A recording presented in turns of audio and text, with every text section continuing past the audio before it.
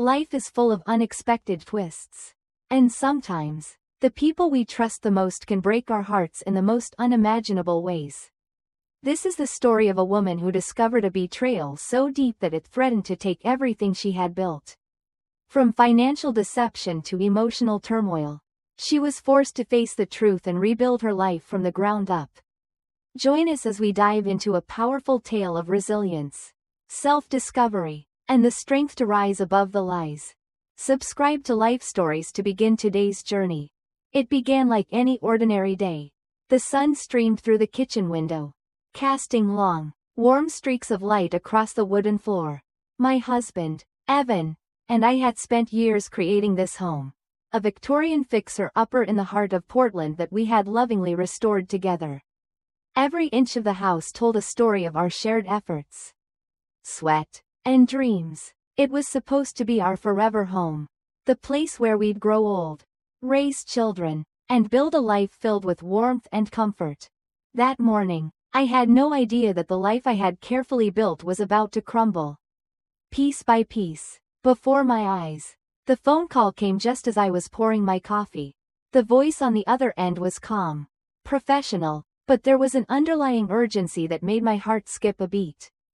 "Mrs. Collins, I'm calling about a loan against your property," the bank representative said. "The funds were dispersed 3 weeks ago." I froze, my hand tightening around the phone. The room tilted slightly, as if I were suddenly detached from reality. I had no idea what she was talking about. "I'm sorry," I said, my voice shaking slightly. "I didn't sign for any loan." The woman on the other end sounded patient. Almost too patient. "Your signature is on the home equity line of credit documents," she replied. "The loan amount was $375 against your property at 1842 Willow Street." I could feel my knees weaken. The house, the Victorian that Evan and I had poured everything into, was now on the line, being used as collateral for something I knew nothing about. The betrayal hit me like a physical blow, a sickness that crawled up my throat. "I need to see those documents," I managed to whisper. "I never signed anything." The bank representative was quick to suggest I come in immediately to resolve the issue.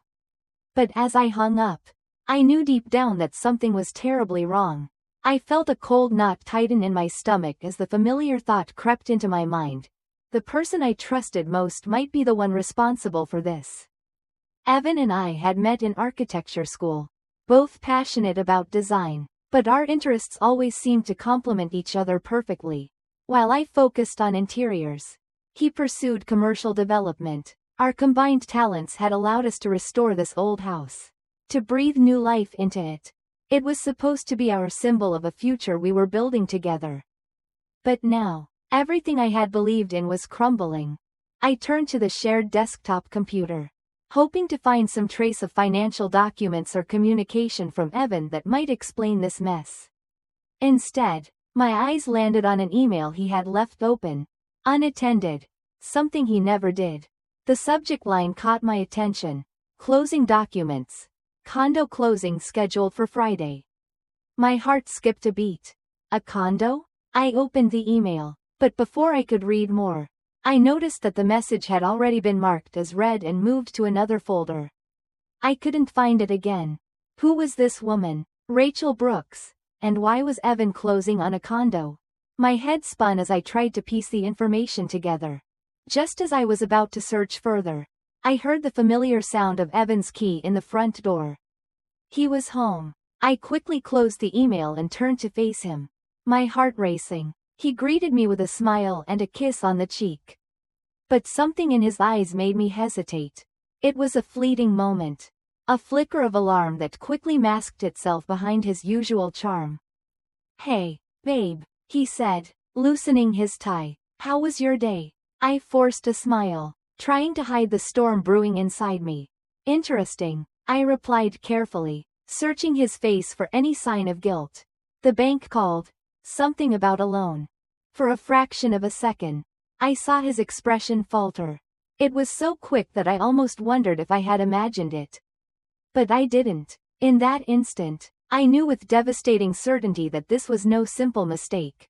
The man I had shared my life with, The man who had been my partner in everything might be the very person who had betrayed me in the worst possible way. I watched him closely as he tried to mask his unease. Probably just a clerical error, he said, attempting to brush it off. I'll call them tomorrow. But I wasn't convinced. The pieces were starting to fall into place. And I knew that what I was seeing wasn't just a mistake, it was the beginning of something far darker. I had to know more. I had to uncover the truth, no matter how much it hurt. That night, sleep was elusive, as Evan's steady breathing beside me seemed to mock the chaos inside my mind. I lay awake, turning everything over and over in my head. The bank loan, the condo, the mysterious woman, Rachel. I couldn't shake the feeling that I was being deceived, that everything I had trusted was crumbling beneath me, and Evan was at the center of it all. When I woke up, my mind was already racing. I needed answers, and I couldn't rely on Evan's reassurances anymore. He was either part of this deception, or he was playing the perfect role in hiding it. Either way, I had to take matters into my own hands. I couldn't just stand by and wait for him to control the narrative any longer. The first thing I did was head to the bank. I had to see those documents. The loan officer, a woman named Ms. Kemp, greeted me with a polite but concerned expression as she retrieved the paperwork. She spread out the loan documents in front of me, and as I looked at the signature lines, I felt my heart sink. Evan's signature was unmistakable, but mine?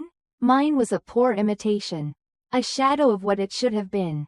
The loops in the L were wrong, the slant too steep. I felt sick to my stomach.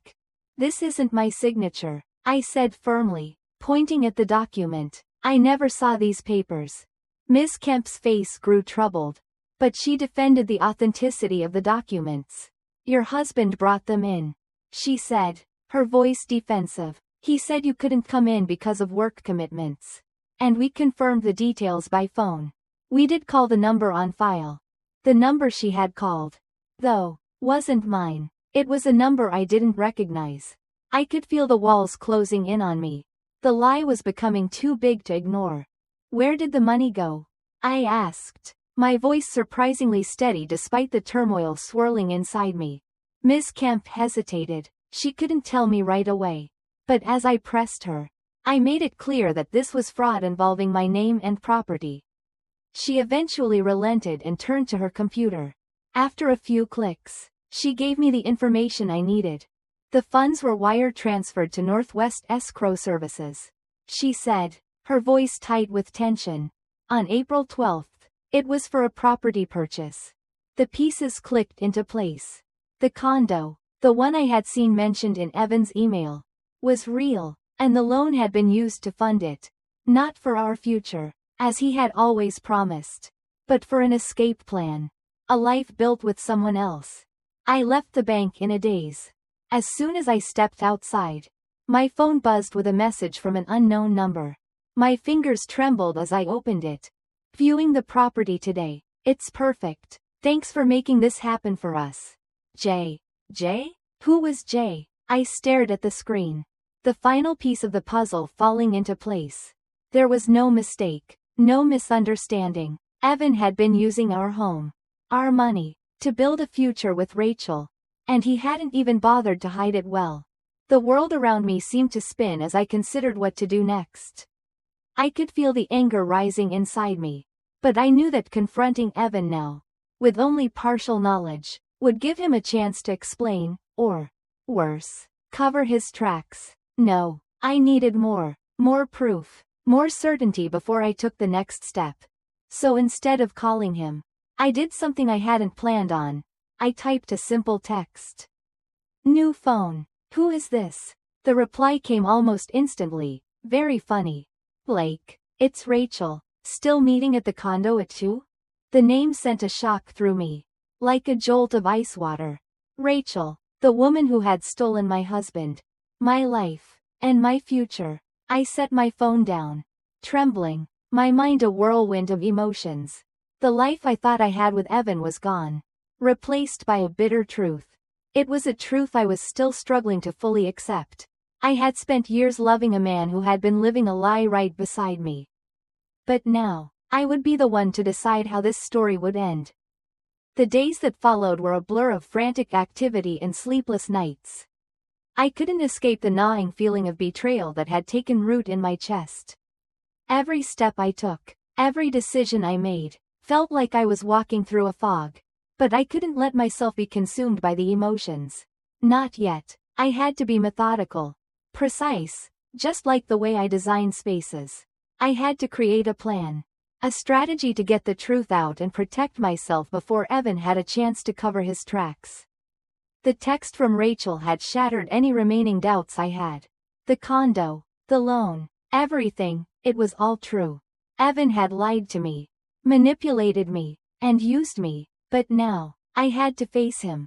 Confront him with the evidence I had gathered. And make sure he didn't have a way to escape. I waited for the perfect moment. It wasn't just about catching him in a lie anymore. It was about showing him that I knew everything.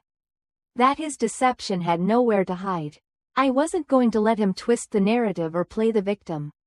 This was no longer about love, it was about self-preservation. The moment arrived sooner than I expected. I was sitting in the living room, going over the documents I had taken from the bank, when I heard the familiar sound of Evan's key in the door. He stepped inside, smiling his usual smile, looking every bit the perfect husband. For a moment, I almost wanted to believe that this was all a mistake, that I had misunderstood everything. But I couldn't ignore the evidence. The phone calls, the emails, the forged signatures. The truth was staring me in the face. "Hey, babe," he said, slipping off his shoes and hanging up his coat. "How was your day?" "Interesting," I replied, my voice steady despite the storm brewing inside me. "I went to the bank." Evan froze for just a fraction of a second. It was so quick, so subtle, that I almost missed it. But I didn't. My heart pounded in my chest as I saw the brief flicker of panic in his eyes, quickly masked by confusion. "What's wrong?" he asked, taking a few steps toward me. "The loan," I said, holding his gaze, watching his every move. "The $375 home equity loan that was taken out without my knowledge." Evan's expression shifted ever so slightly, a flicker of alarm flashing across his face before he quickly masked it with a frown. "I don't know what you're talking about," he said, his voice a little too calm. "There must be some mistake." I wasn't fooled. "I've seen the documents. Evan, I know what you did. You forged my signature." His eyes darted briefly to the floor, then back up to me. "I don't know what you're talking about," he repeated, his voice now tinged with an edge of frustration. "I wasn't buying it. I went to the bank. I saw the signatures. Your signature looked fine. Mine was a forgery. You used our home as collateral for something I knew nothing about. And then I found the condo. The one you bought for her." His face drained of color. And for a moment, he looked like he might say something. But no words came out. His silence spoke volumes. "Do you know who Rachel Brooks is, Evan?" I asked, my voice low and steady. "She's the one you're buying a condo for, isn't she? The condo that was funded with my money. With our home's equity." His gaze shifted, and I saw the guilt in his eyes. The realization that the walls were closing in around him. He opened his mouth to speak, but I cut him off. "I don't want to hear your excuses, Evan. I've heard enough of those over the years. I've spent my life trusting you, supporting you, and you repay me by using everything we've built together to fund your affair. You've been lying to me, cheating on me, and now you've forged my name to secure a loan against our house." Evan's eyes widened as he realized I wasn't going to back down. The confident, composed man I had married was now a man cornered by his own lies. His desperation became palpable, and I could see him struggling to come up with a plausible explanation. But there was none. "I had to do it," he muttered, his voice barely above a whisper. "I thought it was the only way."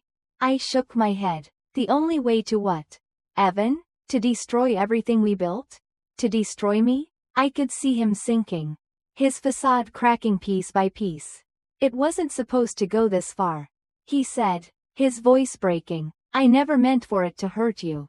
The words sounded hollow. I could see the truth now. See through the layers of excuses. This wasn't about a mistake.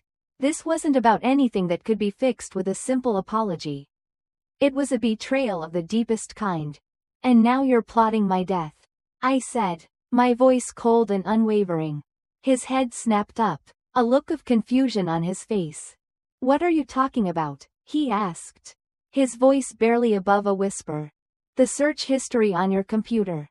Evan, the hiking accidents, the poisons, the life insurance payout. You were planning something, weren't you? His face turned pale as he realized what I had discovered.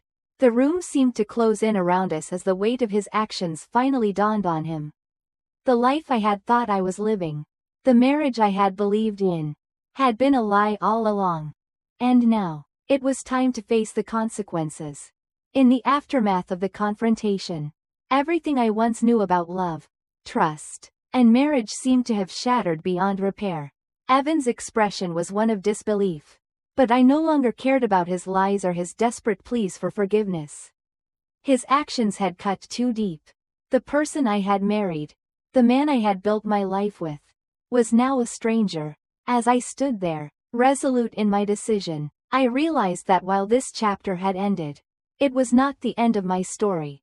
I was stronger than I had ever known.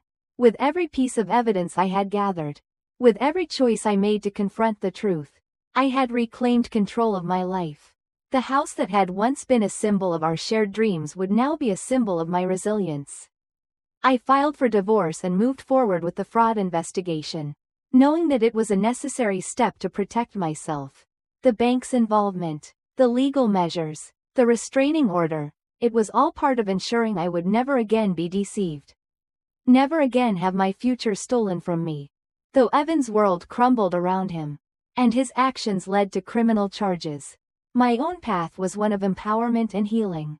I rebuilt my business, restored my confidence, and transformed the space around me, both physically and emotionally. The greatest lesson I learned was that life, much like design, requires constant adjustments. We can't control what others do, but we can choose how we respond. And for me, this experience, as painful as it was, forced me to design a new life, one built on truth, independence, and strength. Subscribe to Life Stories for more powerful journeys and life-changing lessons.